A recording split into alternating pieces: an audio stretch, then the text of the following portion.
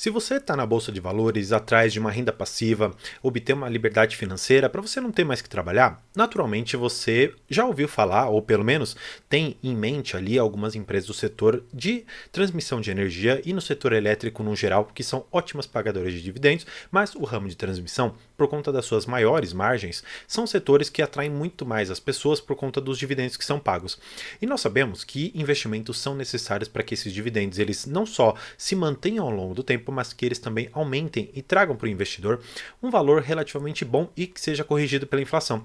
E claro, nós teremos agora no dia 30 de junho de 2023 um leilão gigantesco e é sobre ele que eu quero falar porque eu quero tratar com vocês quais as empresas que, a meu ver, têm o maior potencial de ganhar leilões e fazer ótimos investimentos. Então, se quer saber quais empresas são, fique comigo para logo após o e-mail. Então, vamos para o vídeo.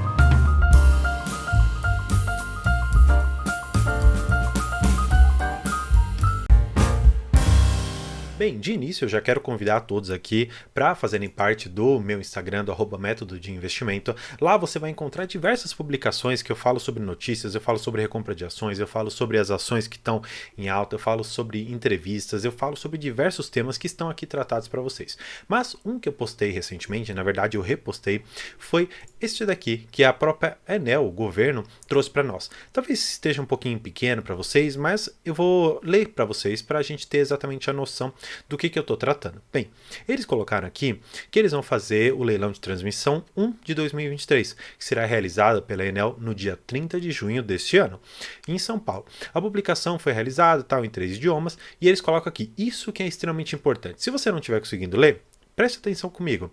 Expectativa de 15,7 bilhões em investimentos e o leilão negociará 9 lotes. Então, nós sabemos que esses 15 bi, eles estão divididos em 9 lotes. Vamos fazer uma conta? É coisa besta, mas apenas para que a gente tenha uma noção, 15,7 bi dividido por esses 9 lotes, nós estamos falando de um investimento por lote de 1 bi 740 milhões de reais. Então, não é algo pequeno, não é algo que eu acredito que algumas empresas menores que não estão tão vocacionadas ali para o ramo de transmissão vão fazer parte. O que isso me traz à tona? E aí essa conversa vai ser mais franca comigo e com você. Primeira coisa, se inscreve aqui no canal porque eu acho que esse tipo de informação é importante. Depois de se inscrever, vamos lá. O que eu acho que é importante você saber? Primeiro, algumas empresas do setor e que estão aqui na nossa bolsa, como Neoenergia e Taesa, estão com níveis de alavancagem muito altos.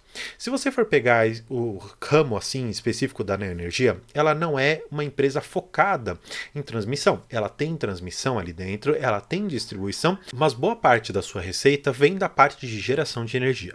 Taesa, nós vimos nos seus resultados, e eu até tenho um vídeo que eu falo especialmente sobre essa empresa, ela está muito alavancada. Ela está em uma dívida EBITDA, ou seja, significa que ela tem um determinado valor de dívida. O EBITDA seria mais ou menos o quanto de geração de caixa antes de pagar juros, impostos, depreciações, amortizações e tudo mais.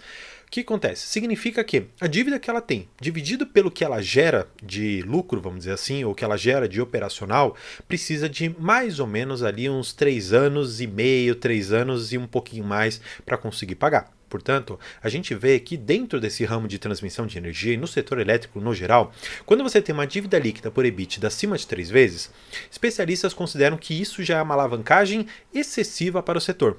Claro, não é uma dívida que vai prejudicar a empresa, na verdade não, é uma empresa com uma perspectiva de recebimento de valores, tanto pelo RBSE como a Transmissora Paulista, mas especialmente pelas RAPs, que são as receitas anual permitidas, que são geradas ali pela própria disponibilização das linhas. Bem, quando você entende que existem empresas hoje na bolsa que vão provavelmente ficar de fora desses leilões mais fortes, especialmente por conta da questão ali de já estarem alavancadas, nós vamos partir para outros players. Bem, um dos players que para mim é o que hoje está mais saudável é a Transmissora Paulista de Energia, a TRPL4. Por quê? Ela fez algo bastante interessante. O que ela fez? Em 2021 para 2022, ela, por conta de um rumor de que os dividendos poderiam ser tributados, ela fez o pagamento dos dividendos. E ela, imaginando que eles fossem ser tributados em 2022, não fez um pagamento muito grande. Tanto é que ela pagou mais ou menos ali R$1 e pouquinho. Esses dividendos já foram pagos, já está ali na conta do seu acionista. Só que o que aconteceu? Ela não pagou e ela acabou afastando muitas pessoas que estavam esperando que fossem pagos mais dividendos. Só que ela reteve muito caixa ali dentro. Portanto, ela consegue hoje, a meu ver, considerando que ela tem uma alavancagem bem menor do que 3, fazer frente a esse tipo de investimento e arrematar talvez sozinha um determinado lote.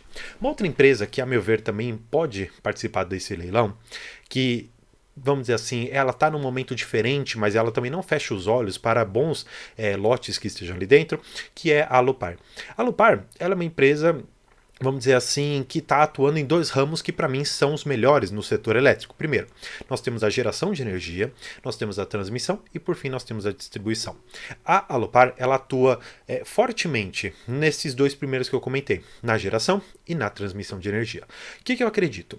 Depois que ela fez ali vários investimentos, ela hoje está no momento de pagar mais dividendos. Só que, claro, se você tem dinheiro na mesa, players importantes não conseguindo participar de forma tão ativa, você vai deixar esse dinheiro na mesa? Não, a Alupar é uma ótima alocadora de capital e eu realmente acredito que ela possa fazer frente ali a alguns investimentos, talvez não arrematá-los sozinho, mas talvez em participação com outras empresas.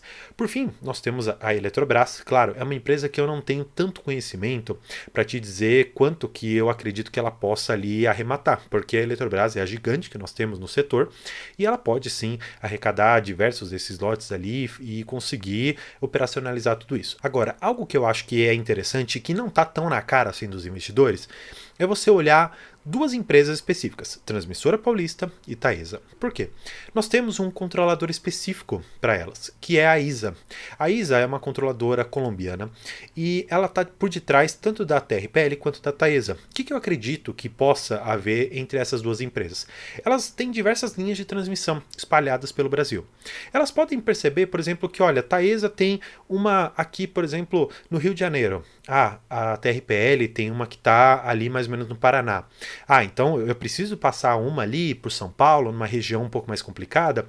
Por que ao invés de eu arrematar sozinho, eu posso arrematar Taesa e TRPL juntos? Para que a gente consiga fazer esse fluxo ali por São Paulo de uma forma muito mais simples e muito mais fácil por haver sinergia.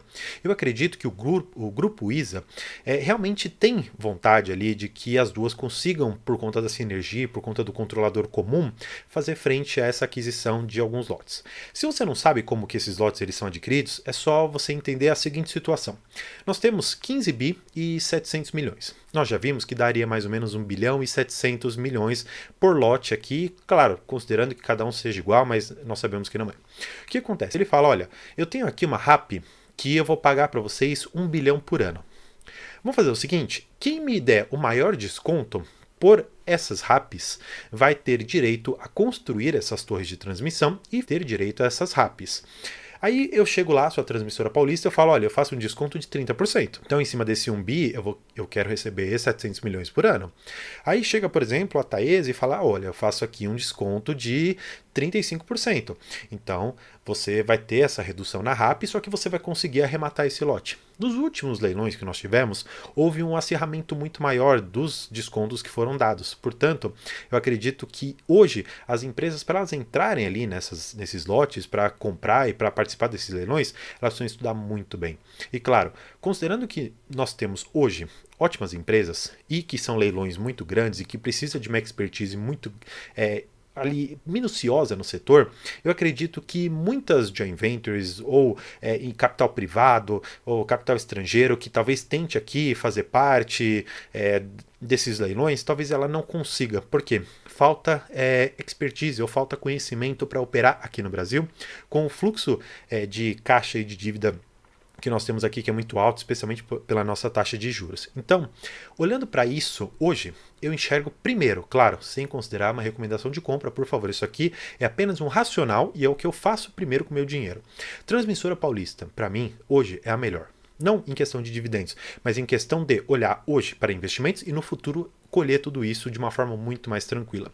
Taesa, hoje, por mais que ela esteja alavancada, eu continuo acreditando que será uma empresa que continuará pagando bons dividendos, mas neste primeiro momento, talvez ela não consiga participar desse leilão de forma mais ativa. Agora, para o próximo leilão, que terá no final do ano, se eu não me engano em setembro, talvez a Taesa ela consiga diminuir um pouco as suas dívidas, retendo um pouco ali de dividendos, não pagando nesse segundo e terceiro trimestres, e aí a gente consiga talvez olhar com um pouco mais de cautela e perceber se a Taesa tem ou não condições de participar desses leilões. Afinal de contas, nós sabemos que algumas concessões dela terão o valor reduzido pela metade e algumas, num prazo relativamente curto, vão vencer, e nós precisamos realmente colocar ou repor esse valor para que o acionista não tenha um prejuízo, vamos dizer assim, nos seus dividendos e na própria lucratividade da empresa. Bem, espero que você tenha gostado, se inscrito aqui no canal, curtido o vídeo, e por hoje é isso. Muito obrigado e tchau!